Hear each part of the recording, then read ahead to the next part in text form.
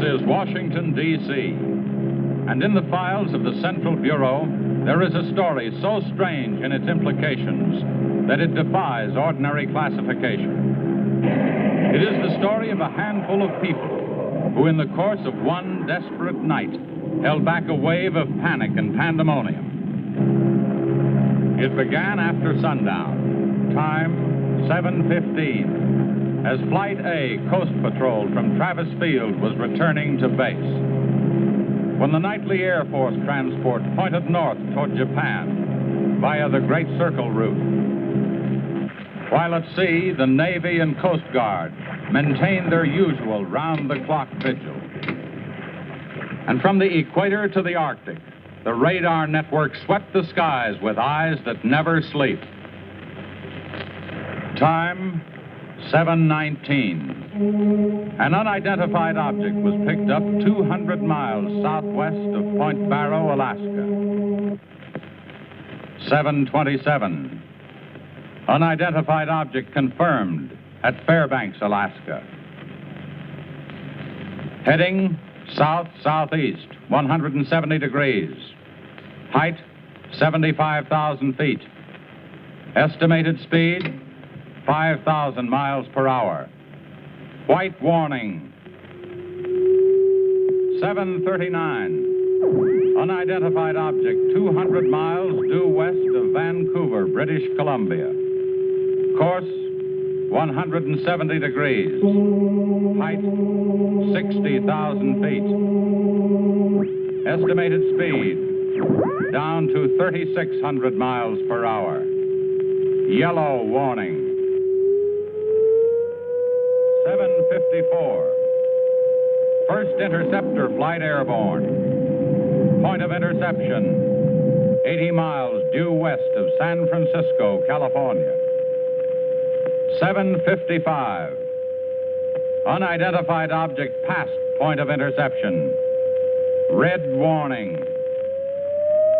8:11. Morro Bay, California. Height, 50,000 feet. Estimated speed, 2,000 miles per hour. 8:15. Santa Monica, California. Height, 10,000 feet. Speed, 1,200 miles per hour. 8:18. All traces of unidentified object gone. Red warning lifted. By 8:25 at the Los Angeles branch of the Communications Commission, reports of strong interference with radio and television reception began to pour in from the beach area. The monitors went to work immediately. Mobile units were ordered to converge on the vicinity of the disturbance. Pinpoint direction-finding devices began to trace the trouble to its source.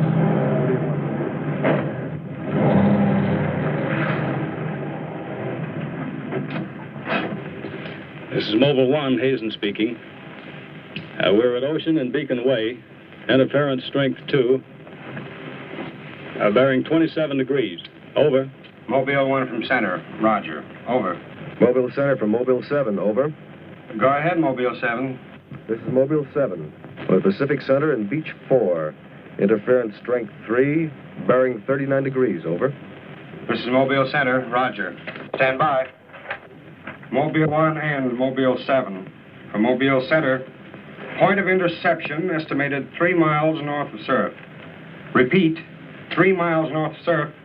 Acknowledge. This is Mobile 7. Roger. Mobile 1, Roger. Mobile 7. Roger. We're going out. Okay, Charlie, let's get moving.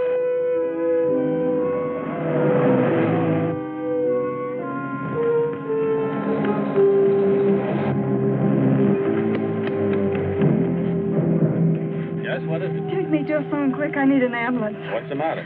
My husband and Pete out there in the picnic grounds just above the beach. They've been hurt. Well, this is a communications car. I'll phone it in from here. I'm Mobile 1 to Central, over. Did you make that out, Charlie? Not a word. I'm Mobile 1 to Central. I can't reach you. Repeat. Well, they must must be getting us all right. A Mobile 1 to Central. Have an ambulance set to beach at surf. Emergency. 2 men hurt. Acknowledge. Roger and out. I'm sure they'll be here soon now. Tell us what happened. Oh, this man, he just kept coming at us. It was awful. Who? I don't know. He was wearing a suit like a diver. Hurry, please. They're hurt. Charlie, you better wait here. I'll go down and take a look.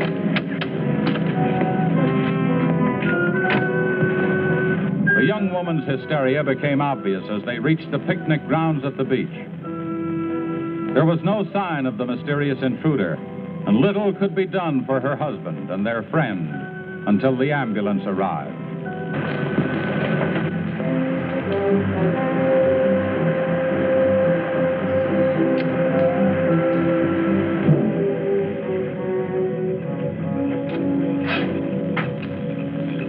Hi, fellas. How are you doing? We're just taking another reading now. What happened down there? The police took the girl and one of the guys to the station. What about the other one? Well, he's on the way to the morgue. That was her husband. You're right on the button, Charlie. 44.7. Report back to Central if you find anything else. All right. Charlie, grab that portable and check the beach, would you? Got it right here. I'll pick you up right here in about an hour. Where are you going? Police asked me to drop by the station and sign a report. I'll see you later. If you don't, you know where to look for the body.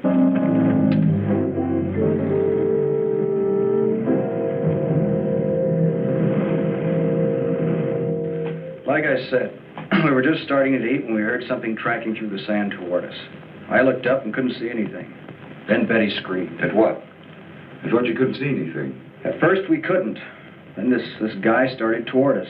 What kind of a guy? How should I know? He was wearing some kind of a helmet over his head. He could have been a deep-sea diver or anything. All right. After you saw this diver, what happened? Well, we jumped up. Ed, that was Betty's husband, yelled at him to stop. But he just kept coming. I never saw anything like it. He didn't say anything. He just kept moving in. And then you say he attacked you. Oh, we didn't give him a chance. Ed grabbed a piece of wood and took a swing at him. That didn't stop him. He caught the end. That's all I remember. Just because a man's taking a walk is no reason to slug him. Besides, you don't look like a guy who frightens so easy. How would you feel if somebody with a crazy helmet with pipes sticking out of it came at you in the dark? And look, I know this sounds crazy, but there wasn't any head in that helmet. No head. No head at all. It's the truth. I think you need some coffee. I don't want anything.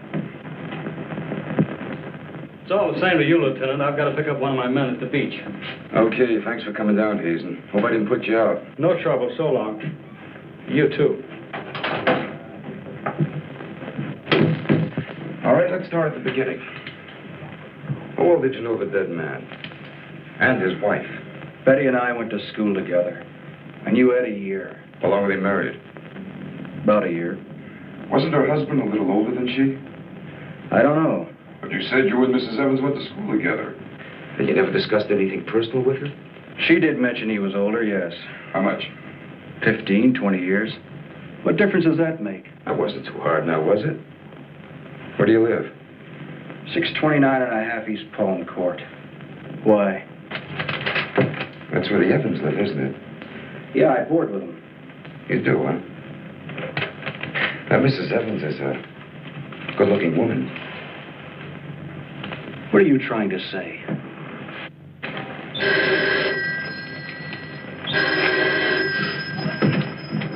Lieutenant Bowers. Where? Yeah, I got it. I'll leave right away. Bit of murder. Near the beach. Keep an eye on this guy until I get back. What are you doing? You'll stay right where you are. At least until Mrs. Evans feels well enough to talk. What do you want from her? Oh, I just want to see if your story checks with hers. After all, you went to school together, remember?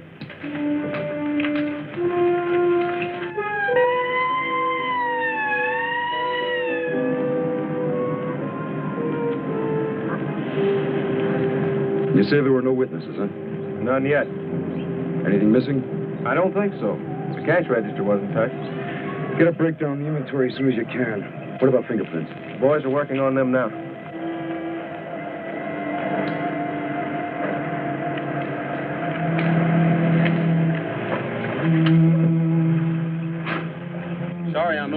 What kept you so long? The lieutenant asked me to hang around a while. Well, what's the score? It looks like one of those things. Pretty girl, older husband, young boarder. Kid claims some guy without a head knocked the old man off. You don't say. Anything else? Yeah, he had a diver's outfit with horns. No. He's going to have to do better than that. How are we doing? I took a reading about 10 minutes ago. The radiation is going out with the tide. What about the radio phone? It's working fine again. I just got a call from Central. They said Mobile 7 picked up some new trouble northeast of here. Here we go again. Hop in.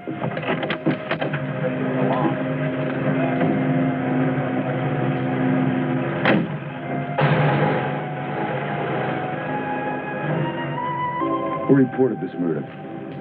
There he is there. He lives next door. His name's George Nelson. Hey, Mr. Nelson. Yes, sir. Come here, will you? I'm Lieutenant Bowers, homicide. You found this body? That's right. He must have just locked up for the night when this happened. How do you know that? Well, he usually does around this time. What were you doing here? I was sitting home watching the fights on TV, and all of a sudden the thing started acting up. What has that got to do with it? Well, you don't know the set. You know, it wouldn't work at all when I came home to supper. Then all of a sudden it cleared up fine. So I thought, well, I'll get set to look at the fights again, and all of a sudden out it goes again. So I thought maybe the battery station down here was overcharging the circuit, and so I came down to take a look, that's all. Hey, don't you ever quit work? What's up this time? Another murder? What are you doing here, Hazen? Same as before. Still trying to track down that signal interference. Hey, does that stuff work on TV, too? Well, it has been for hours. What'd I tell you? What's the matter? Seems to set one on the blink. Well, at least we know we're on the right track. How'd you make out with that boarder? He's still sticking to his story. The guy had no head. Well, I'll be seeing it. So long. Right. Go on, Charlie.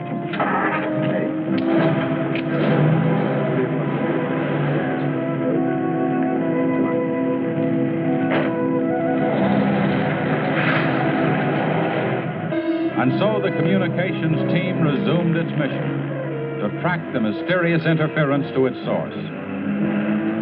Via accurate readings taken at regular intervals by stationary and mobile units, it was determined that the disturbance was moving in a northeasterly direction. By 10:34, Mobile Center had pinpointed the disturbance at the edge of the Huntington oil fields. Units 1 and 7 were instructed to close in.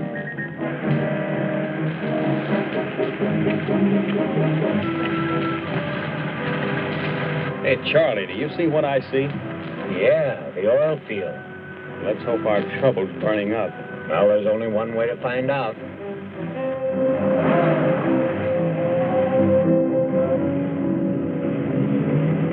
Look, Sarge. 2 murders and an explosion in one precinct is big news. Now, come on, you can't pin it all on the young boarder. Or can you? Very funny. Yeah? I'm Hazen of the Communications Commission. Oh, the lieutenant's waiting for you. Thank you. Who's a wheel? You heard the man, Communications Commission. Tell me, just kind of interference happen very often? Never anything like this. It's on the move all the time. I mean, some ham with a transmitter in the car. It's not a transmitter.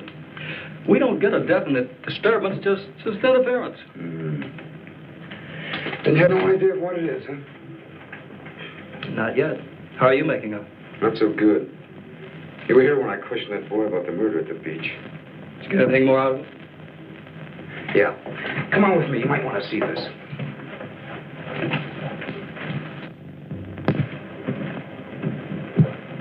I see you're just about done. Thanks. You can go now.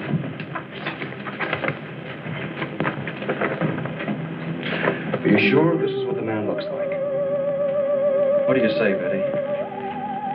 Well, just about, only I think the tubes were a little lower down. And you still insist there was no head inside the helmet? I'm positive there wasn't. What about you? Well, it was dark. I couldn't swear to it. Thanks. That'll be all. You mean we can go now? Yeah, for the time being. Just stick close to home. I may want to see you again tomorrow. We'll be there. Come on, Betty. Kind of changed your mind about those two, haven't you? Yeah, I guess I have. Hey, look, bring in the old man, will you? Don't tell me you believe this story about this whatever it is. I know it sounds as phony as it ever did. But, sit down, will you please?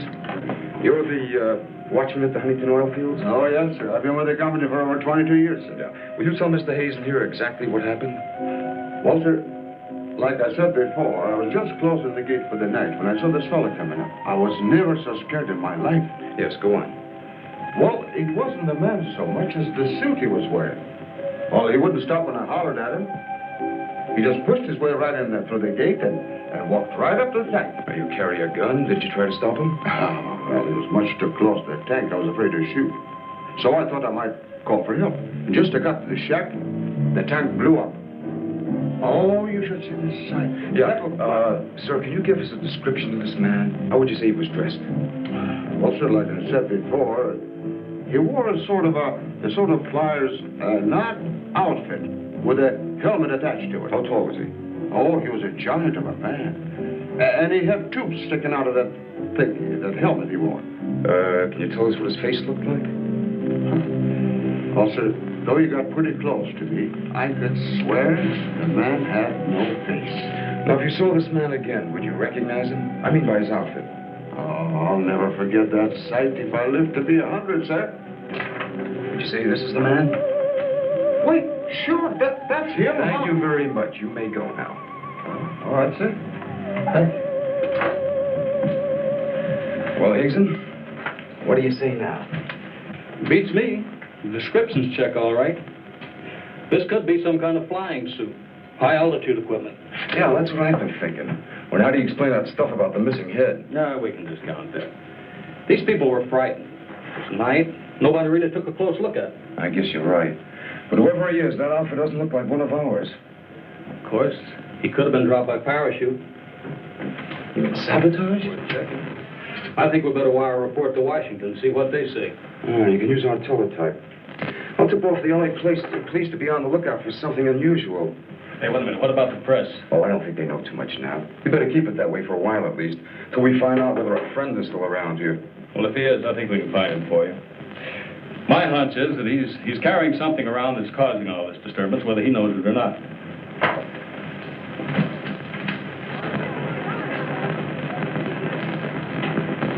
Yeah.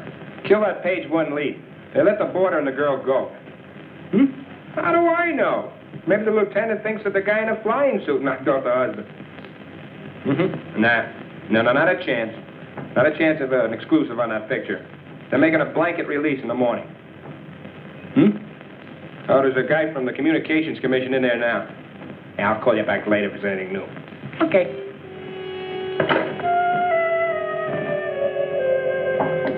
Come in. Sorry to interrupt you, Lieutenant. Yeah, what is it, Jim? There's a teletype cam for you. Oh, thanks, Jim. We're waiting for it. That was fast. Well, here's our answer. Looks like they never sleep in Washington. Says to contact a Major Andrews, care of Dr. Wyatt, director of the Griffith Institute. Hey, it's kind of late. Maybe I'll give him a call. While you're at it, I'll go out the car and check in with Central. Okay.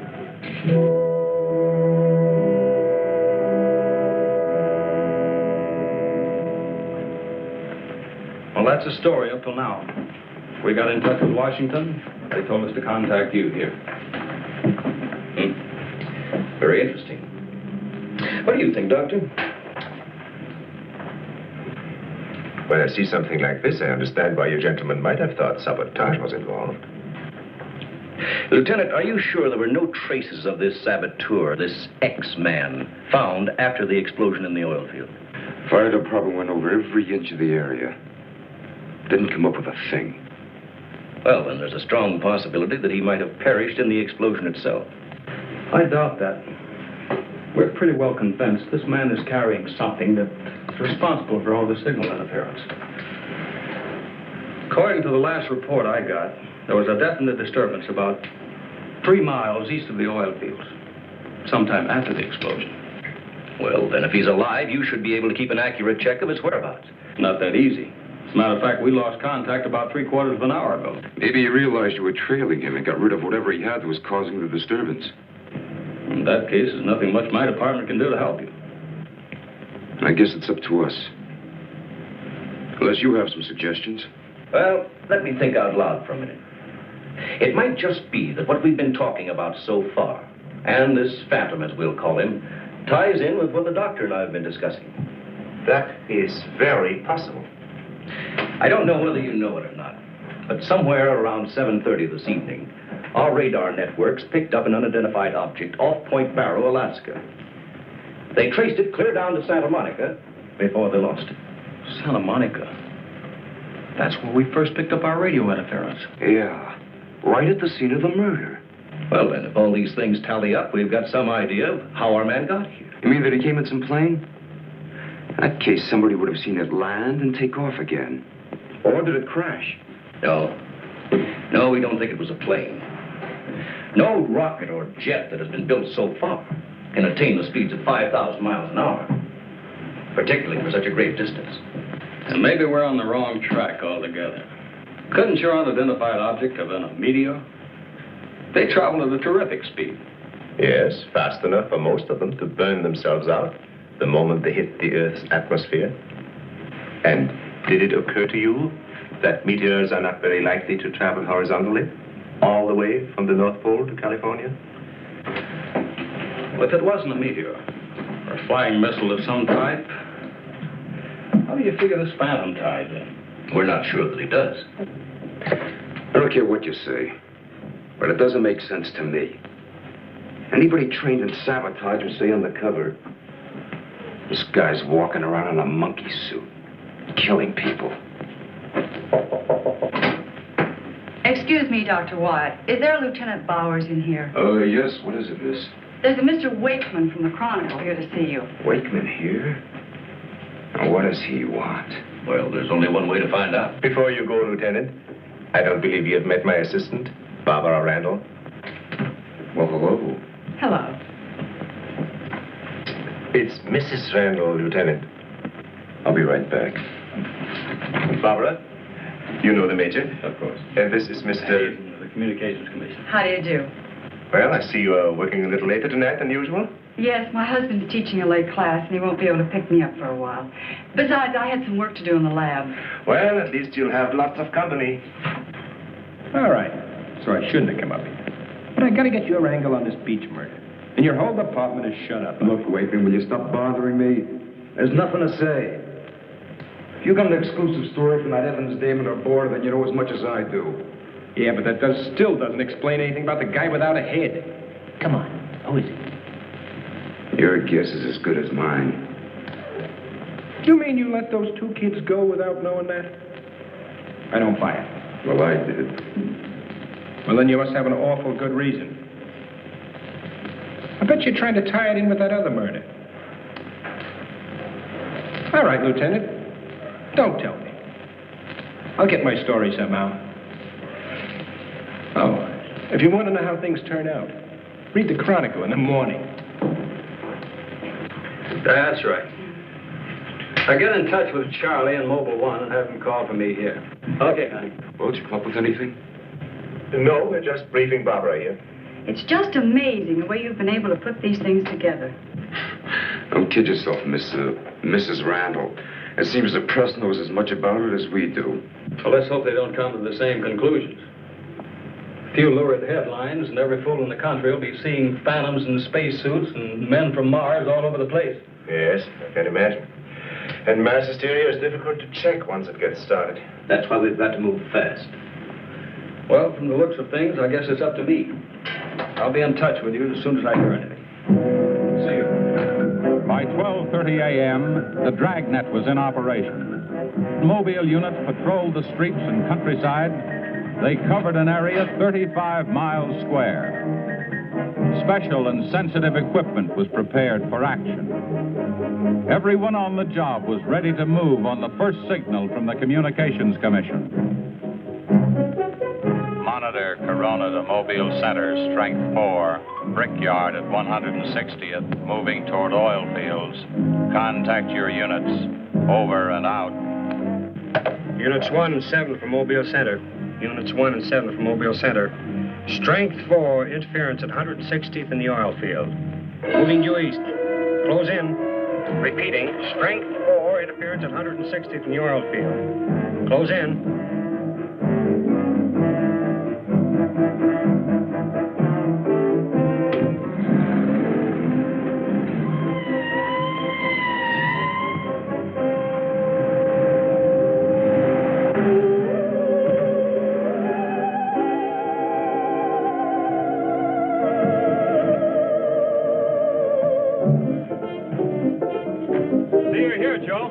around here trying to set this up. What gives, Hazen? It's in this area, all right. I thought the Geiger counter. Thank you, Doctor. Why don't walk over those oil fields? Well, it doesn't register as far as the oil field. I think we'll do better if we split up, man. Right, Lieutenant. You two go that way, Lieutenant, out here. Joe, you follow him. Come on, Doctor. And you? Oh, forget it.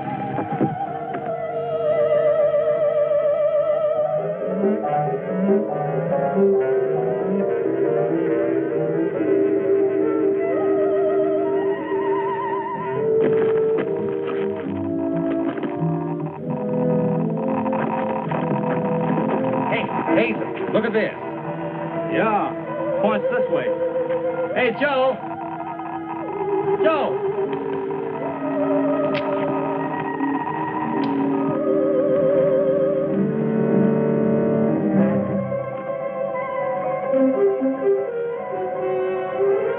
Hazen! Hey, Hazen! 603! Going strong. That's it, Doctor.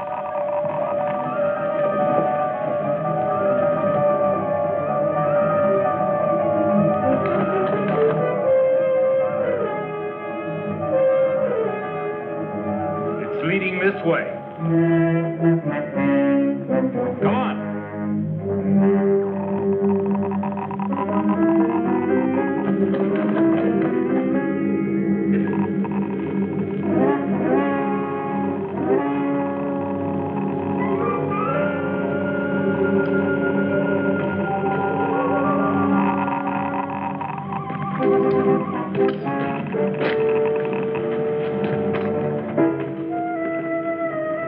That's this way. Come on.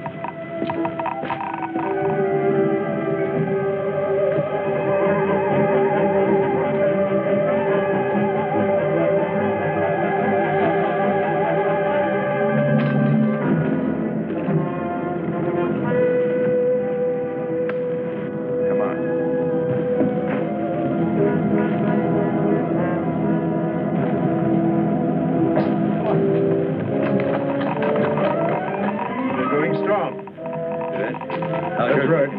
Checks with me. Sure does. He's here. We saw him. There he goes. Come on! Fritz. Gotta be around here somewhere. Yeah, we gotta get up the roof. Fritz, go get a ladder. Look out! Let's cut him off! Come on. Around here.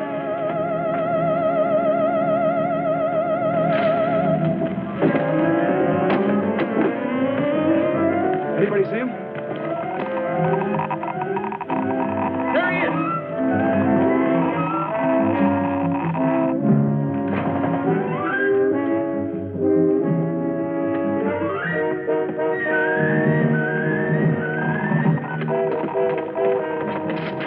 Cut him now. We'll give you 10 seconds to come out of there, starting now. 1, 2, 3, 4, 5, 6, 7, 8, 9, 10. We're going in. Help you guys cover the door. Come on.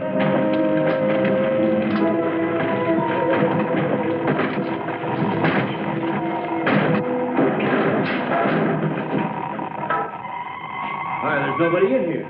Possible. We saw him come in. Maybe he went out of the window.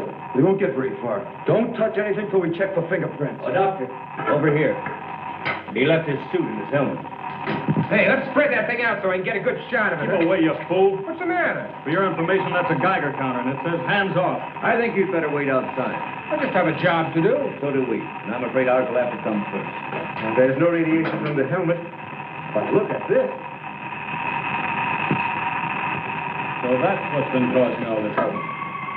Charlie, you know where we can pick up a lead-lined box in a hurry? Well, Mobile 7 should have one. They're right outside. I'll take a look. Hurry it up, will you? Unbelievable. Now, we all thought that this phantom might be carrying some device that was causing all the signal interference. But you'll learn that it's due to the very clothes on his body. That's not the only thing that bothers me. Did any of you get a good look at his face? Not me. He's too far away. Well, I did. Unless I'm mistaken, that helmet was empty. Hey, where am I going to put this stuff? Oh, put it in Dr. Wyatt's station. Yeah, we take it back to the Institute. Right. Right on, Z? No. No, that's all right. You can handle that.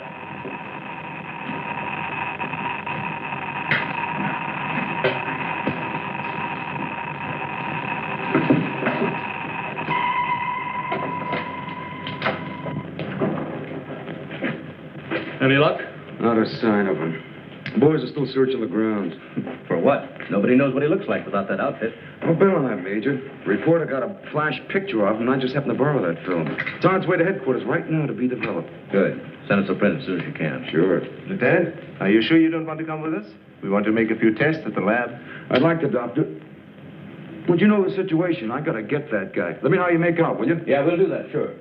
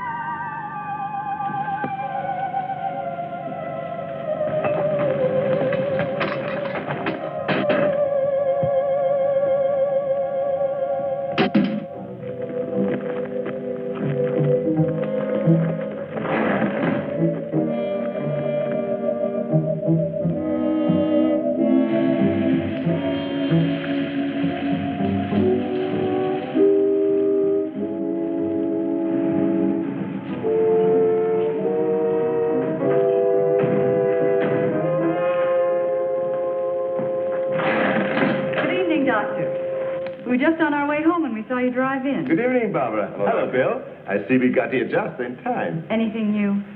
Lots of excitement, but that's all. Major, you know Barbara's husband? Oh, of course. How are you? How are you? Hey, it's a nice-looking dog you've got there. What's his name? His name? Venus. Say, Bill, I hate to ask this, but something important has come up, and I wonder, can we borrow Barbara for about an hour or so? I suppose so. Of course. Darling, why don't you go and do the shopping? Here's the list. The market's open all evening. I may as well. See you later, darling. I'll take the dog and tie her up. Thank you, Bill. Good night. Good night. I'll give you a hand with it. Oh, thanks, Doc. Easy now. Look out for your fingers. All right.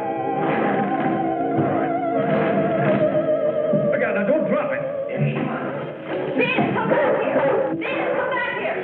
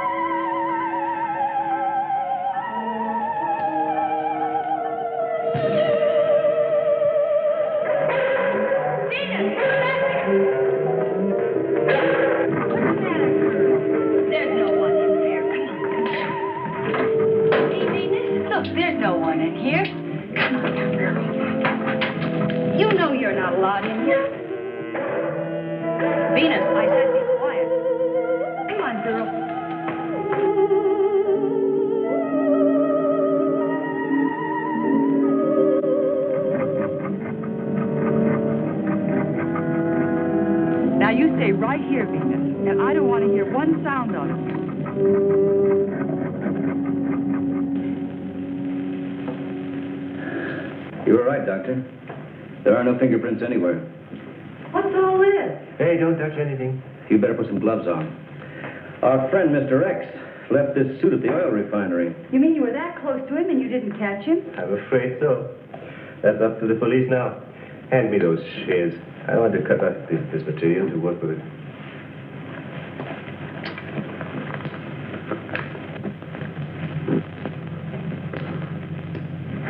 Hey, you better have those sharpened. But I just bought them. Well, here, try this knife.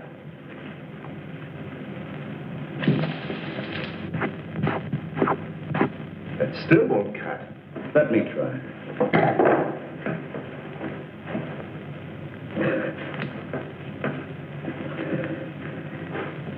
This stuff is tougher than nylon. Why don't I try it over a Bunsen burner?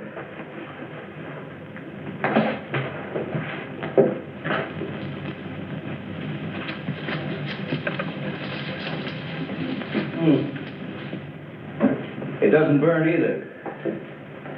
Let's take a look at it under the microscope. Look, it's magnetic. Magnetic? Here, Radioactive. And apparently indestructible. Thank you.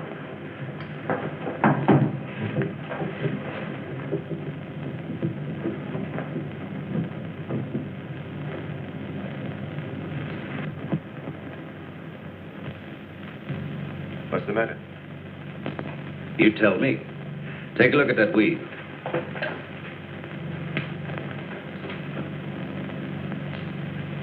What weed? There is none. This material is one solid mass. May I see it?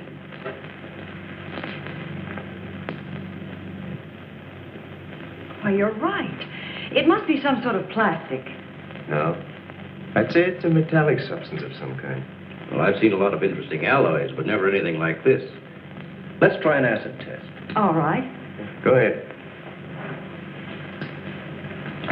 Careful now. We'll only take a drop or two. Repel acid like a raincoat repels water. Why, there's no reaction.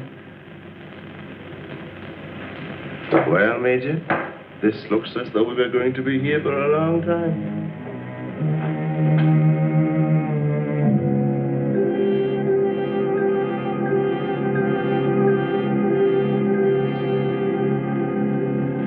Now we have it. The helmet is not radioactive. The suit is. There is no doubt. This spacesuit is conditioned to function above 63,000 feet, where human blood would boil, resulting in the body expanding to twice its size. And death, of course. I know. And it must withstand pressure and counterpressure. Also, it must be so supercharged it can function in thin atmosphere. Now, let's see what it is that is left in this breathing apparatus. Well, how are you doing? The gas from the helmet tank breaks down to 11% methane. Ordinary marsh gas? What's the rest of the formula? No, that's where I'm stuck. I can't figure it out. It just doesn't respond to any of the usual tests. Well, how could anyone exist on that combination of gases? You and I couldn't. But apparently someone can. Oh, Doctor, are you trying to say that our X-Man doesn't breathe oxygen and hasn't the metabolism of a normal human? I really don't know. From what we've seen, he has some physical characteristics which make him appear human. But added to them is this fabulous radioactivity that none of us could stand. I am puzzled.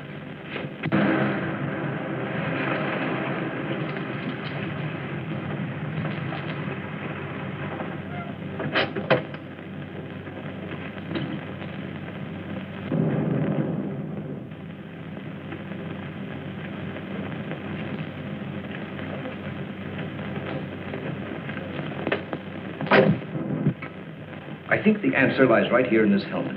Obviously, he needs it to survive. Otherwise, he wouldn't have risked wearing it where he was sure to be recognized. As it is, he only took it off when he was cornered. But if what you say is true, how can he exist without it now?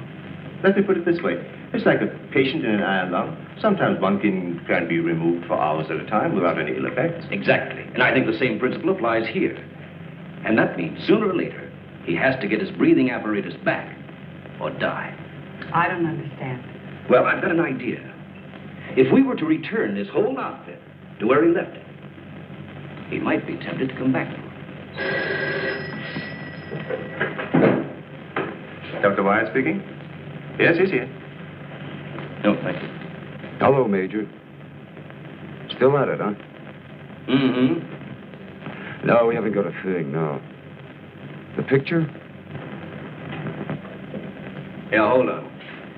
He says the picture the reporter took of our man didn't come out. I was afraid of something like that. The radioactivity must have burned the emulsion. Hello. No. No, we didn't find any fingerprints at all in his clothes. Did you find any?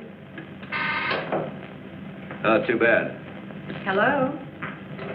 Will you wait there, please? We don't know what to make of this either. Have you heard from the communication boys yet? Well, let's hope they turn up with something. Major, excuse me. Hold on a second. Yes? It's Mr. Wakeman of the Chronicle. He insists upon seeing you. He does. Where is he? I told him to wait in the lobby. Good. Hello? And it's our friend from the press is here.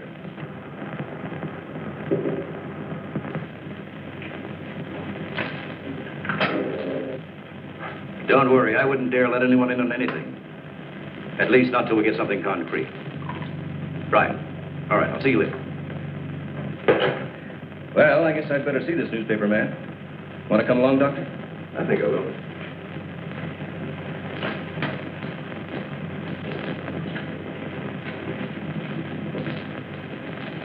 Oh, hello. Remember me?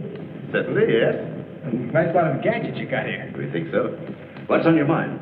Well, I was wondering if you might let me take a couple of pictures of that suit you brought up here. I'm sorry. We can't do that. Oh. Well, now, look. I got a wonderful picture of the guy running in the shack, and the lieutenant stuck his nose in my business, and what do I get? A blank.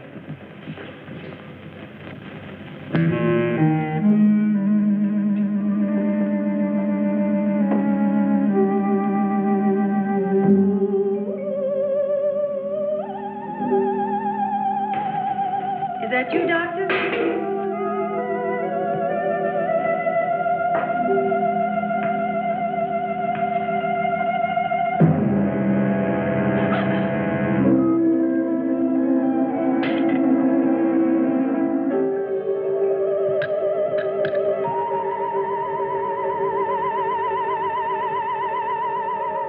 Well, you must have some lead on this guy, otherwise you wouldn't have brought that suit up here.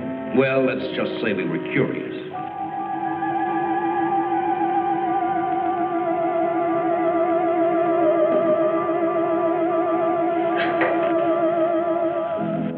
Hello, Bill. Are you back so soon? Isn't Barbara through? I don't know. She's still in the lab. Why don't you go up and see? Thanks, I will.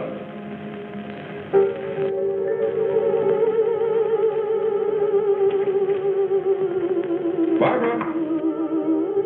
Barbara, are you in there? Bill, listen to me. I'm not alone. Someone is in here with me. I can't see him. He locked the door and has the key. I'll break the door down. No, Bill, don't, please. You better get help. You mean I've come all the way up here for nothing? I'm afraid so. Good night. Yes.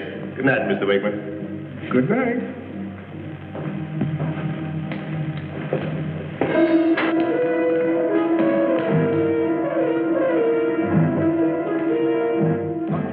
Major, come quick. What's the matter? What's the matter? Where's Barbara?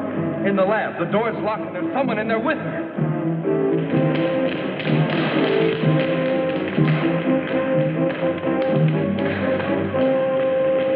I thought you said the door was locked. What? She's gone. Oh, come to the main entrance. That's the only way anybody could leave. I will. Well, in that case, we would have seen her on her way up. Well, then she must still be in the building. We'd better split up. I'll take the roof. Barbara! Barbara!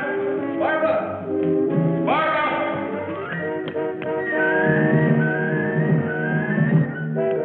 Barbara! Barbara! Where are you? Barbara!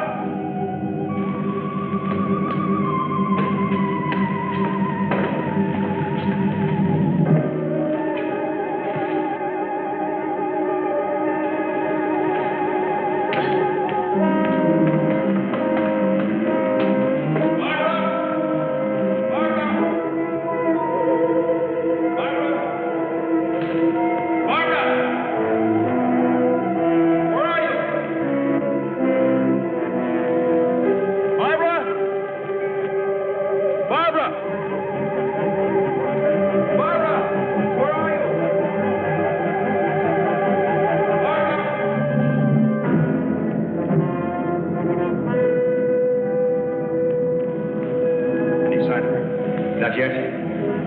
She must be around here someplace. Now, you stay here. Watch the main entrance. And I'll check the basement. All right.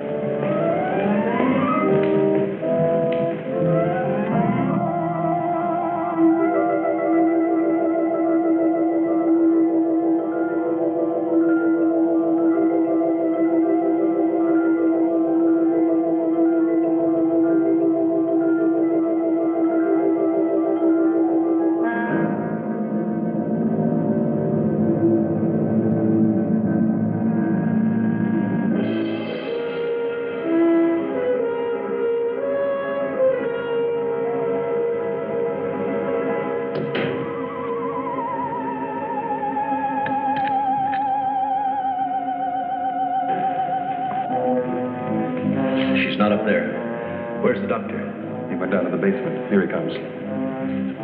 You didn't find her? No. I'd better call the police. But there's no telling what could happen to her in the meantime. No, take it easy. We're doing the best we can. But she said she was locked in, and she couldn't see who did it. Can you explain that? No. Not yet.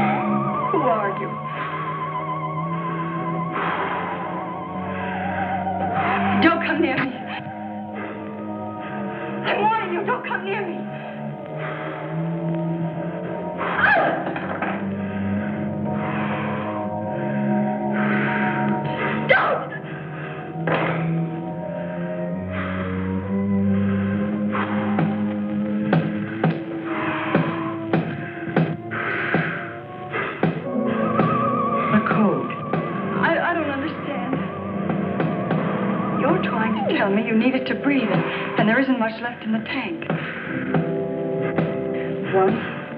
1, 2, 1, 1, 2, 3.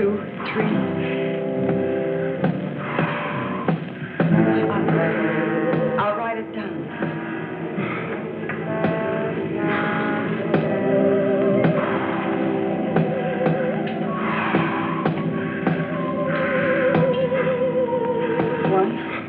One, 2. 1, 2, 3.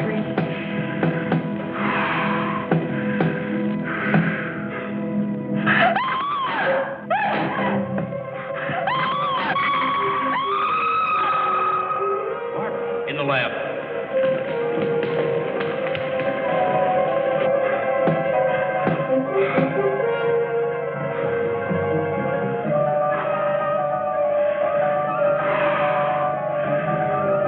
No, please don't. She's in there. Barbara! I can see his head from the ultraviolet lens. I'm sure it's over. Darling, are you all right? I think so. I'm looking for him. I just saw him, so he must be in here.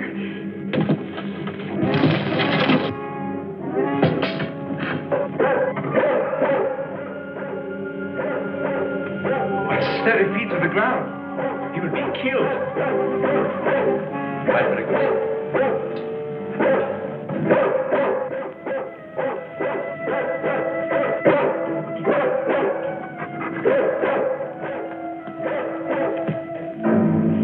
It was frightening.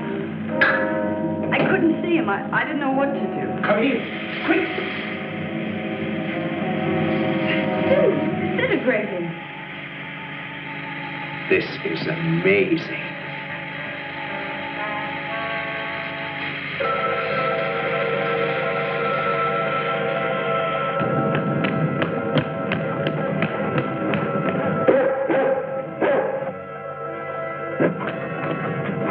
Now, quiet down, Venus. Quiet down. Down.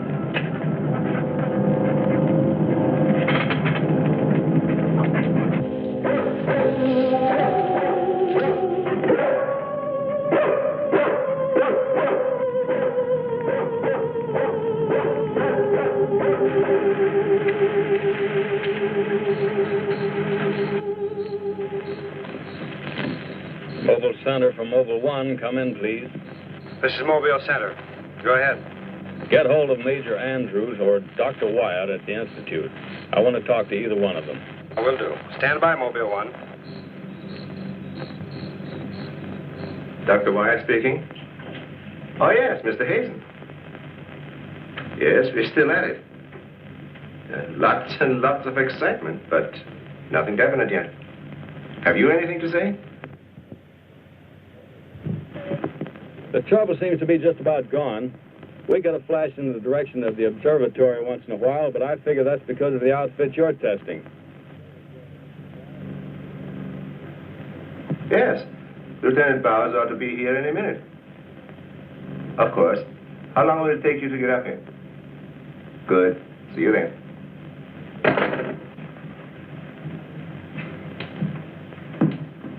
Thank you, gentlemen. Put it down here, please.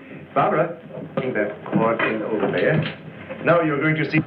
I have to resort to ultraviolet light in order to show you what little there is left of the spacesuit. As you can see, it has reduced itself to this liquid and it is in an evaporating stage. The helmet is in the lab and still intact.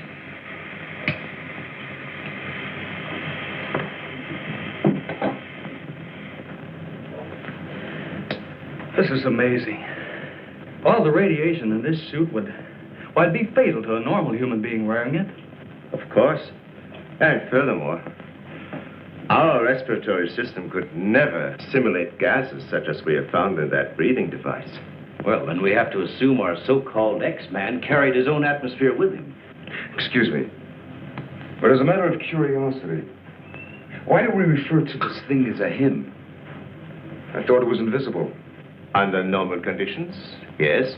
Yet, Mrs. Randall did see the imprint of a large foot and a masculine hand under ultraviolet light. How do you explain that? I don't know, but the human body is composed of various elements with a carbon base. Like coal? Yes. Now, suppose we maintain the same chemical composition in the body of the X-Man, but substitute silica for carbon. Silica, that's glass. Exactly. Now, it is possible that the body with such a base, if it were subjected to an atmosphere foreign to its origin, might appear invisible to our eyes. Are you trying to say, Doctor, that we're not dealing with a human being? I didn't say that. On the contrary, all the evidence points in the opposite direction. Toward a superhuman with an intelligence far superior to our own. How can you tell? First of all, Mrs. Randall saw that he has a hand with digits like our own fingers and a thumb opposing. That alone is a sign of intelligence. And he comes from a civilization that has developed adequate space transportation to enable him to travel to Earth. We have nothing yet that can reach even another planet in our own solar system. That could account for the unidentified objects picked up by radar a few hours ago.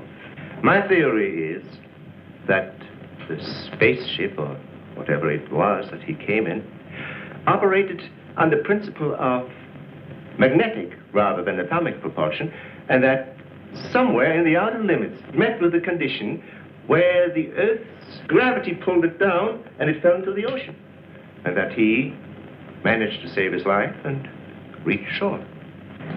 You really can pick up any type of communications interference, no matter how weak the signal may be. Sure thing. We were on his trail from the minute he left the beach. I never knew you carried such sensitive instruments in your car.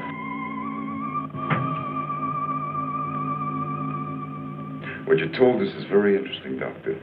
But I've got to make an official report to headquarters.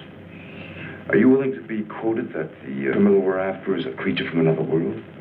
All I can say is, we know that our Earth is not the only planet capable of sustaining life in one form or another.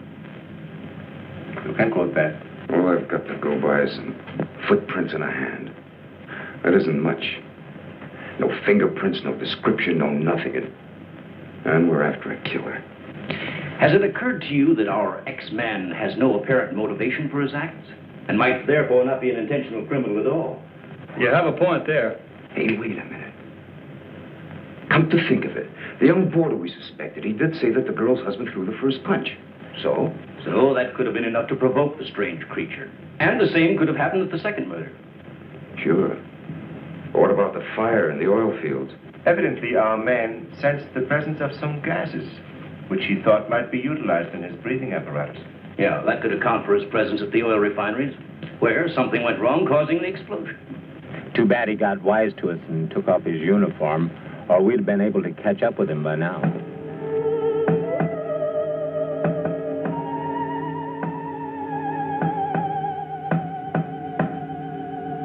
No, he didn't utter a word. But I'm convinced he was trying to convey a message to me. He kept tapping out a code. I wrote it down. Let me see that, please. Doesn't make sense. Well, it may be based on some mathematical system we know nothing about. But he was trying to tell us something. Why did he run away?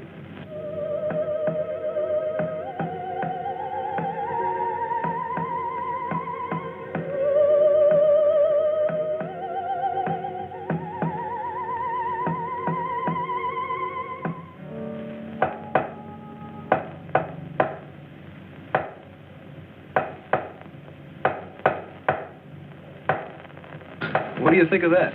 Hell, Hazen must be crazy sending out stuff like that. I guess so. Why don't you try and get a hold of him? Yeah. Mobile 1 from Mobile Center. Come in, please. Mobile 1 from Mobile Center. Come in, please. Mobile 1 from Mobile Center. Come in, please. Hey, that's Central calling.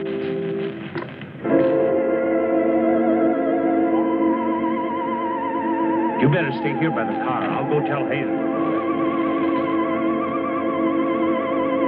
Yes, Colonel Powell. Of course, I'll mail you a complete report first thing in the morning. Yes, sir, thank you. Oh, and I'm awfully sorry to disturb you so late at night. Right, good night, sir. He's around here, this invisible guy. He was in the car. How do you know? I was talking to Randall outside when I heard Central calling. Before I could get over to answer, I saw the door open and shut by itself. He's desperate. For all we know, he could be trying to send a distress signal to his home base, wherever that is. Well, let's hope he doesn't get through. We've got enough problems with just one of those guys. Well, at least we know he's surrounded the vicinity, and it's obvious what keeps him around. Of course. He's got to come back for what little gas there is left in his helmet. And when he does... Oh, please, the most important thing is to take him alive. If we can only make each other understand, there's no telling how much science can profit. I'll go along with that, Doctor. But I've got to make sure that once he's cornered, I'll be able to hang on to him. I think we're all agreed on that. All right, good, then we must see it from his angle. He's in an alien world. No doubt we are as frightening to him as he is to us. Now, the most important thing, then, is to keep calm at all costs and do nothing to provoke him. Immediately, a simple plan to trap the Phantom went into operation. All obstacles to his entry were removed. To erase any possible suspicion, the doors were left unguarded, and inconspicuous electric eye equipment was set up. All this was connected to a makeshift control board, which would immediately signal the exact location of the trespasser. Now, there was nothing to do but wait. The one road leading to the Institute was blocked off to make certain no outsider would upset the plans or interfere in any way. What's the big idea? Sorry, nobody's allowed through here. Who said so? Lieutenant Bauer's orders. Oh, is he up there? He might be. Well, you get word to him that Joe Wakeman of the Chronicle is here. Sorry, bud, I can't leave. Oh, what about them over there? Hey, you over there. Me? Yeah. Aren't you the guy from the communications outfit? Didn't I see you down at the oil fields a couple hours ago? What of it? You got anything to do with it? Well, you'll have to ask Lieutenant Bowers about that. How can I if he won't see me? That's a good question.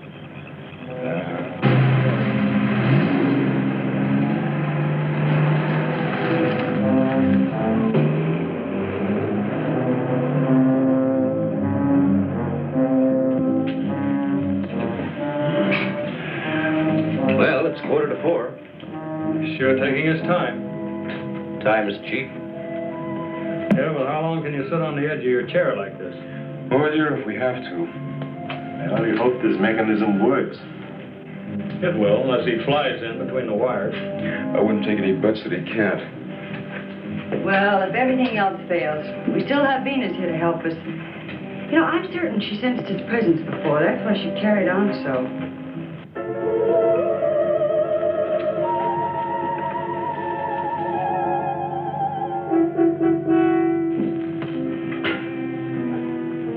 What's the matter, Lieutenant? Is this thing getting you? Oh, no. I'm just thinking about public reaction to all this. I'd give something to the press by morning.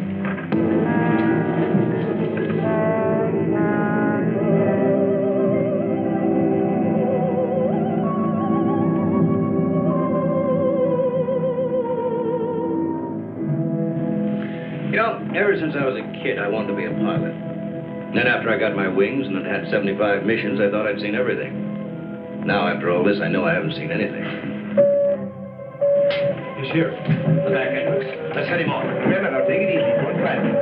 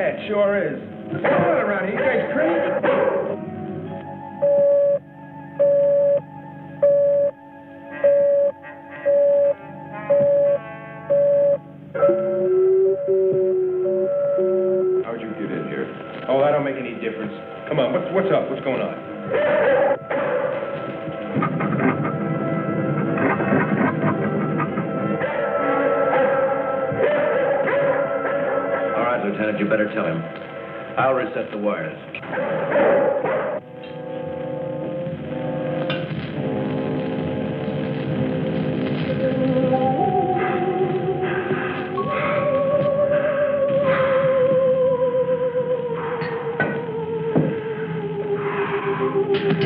Don't be afraid. We want you to live. Don't you understand? Can't you speak? Can't you say something, anything, in any language?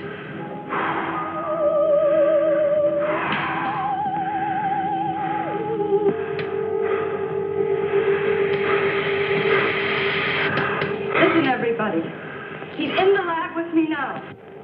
He's in the lab with me now. Venus, be quiet. The door's unlocked. Hurry, he's having trouble breathing. I don't think he can last much longer. And please, don't let Venus get at him. And walk in quietly. Quiet, Venus.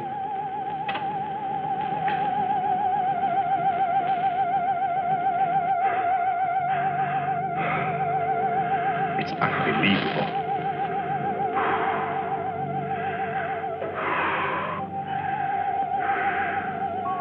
You see, there's nothing to be afraid of. Nobody wants to hurt you. I've tried to reason with him. I feel he understands, but he can't speak. Wait a minute. I'll try his code. I think I remember it right.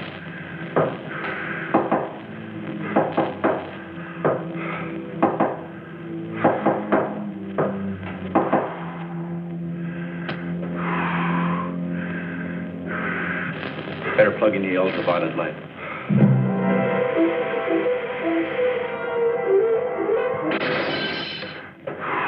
Oh, you scared him.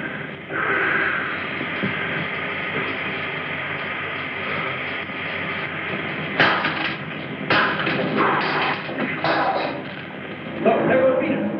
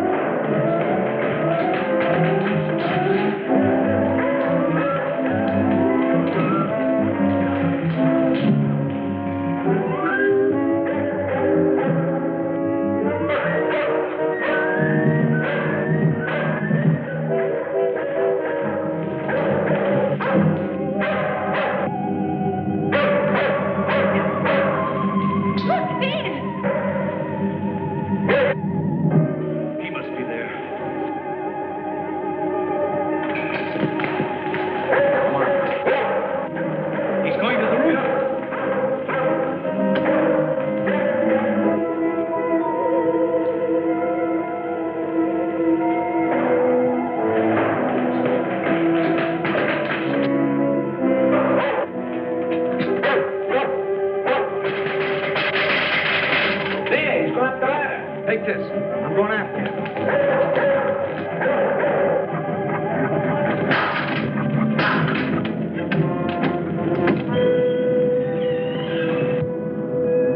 The door. In here with a big telescope.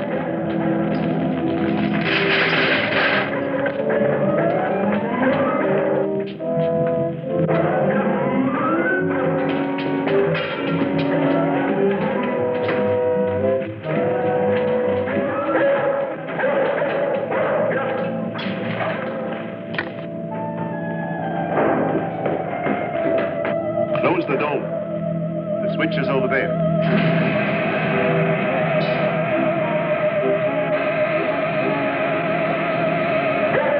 Smoke senses something. Quiet, Venus. Well, if he's in here, he'll never get out now. Door was closed. This is what I've been waiting for. Please, Lieutenant. This is our last chance. We have to take him alive. Plug in the lamps. There's an outlet here.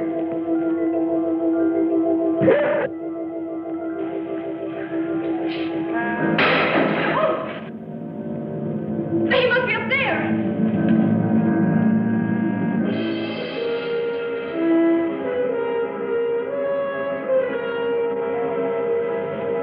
His whole body's gone. If I hadn't seen this with my own eyes. What do we do now? Stand back.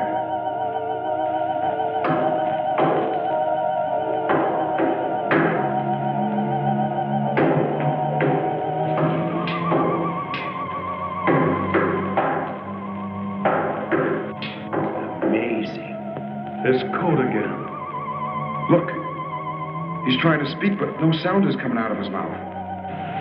Look at Venus. She acts as though she hears him. Yes. Dog can hear sounds that we can't. His voice must be beyond the range of the human ear. Maybe he's screaming. He's suffocating. The glow, it's almost gone.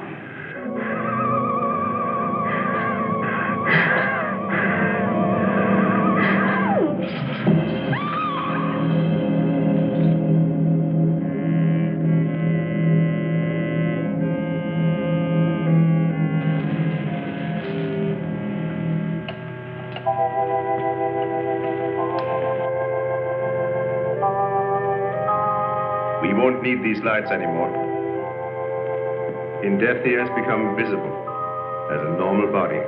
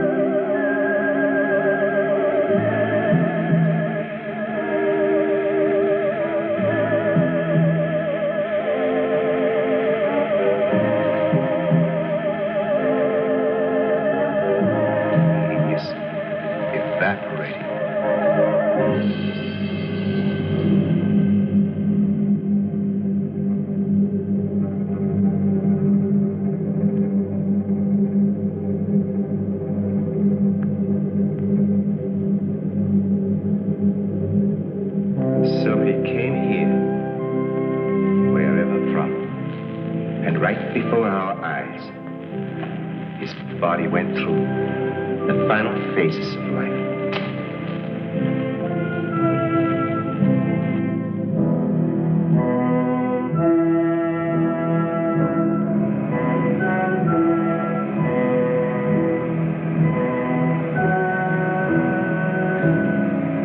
Well, it's morning.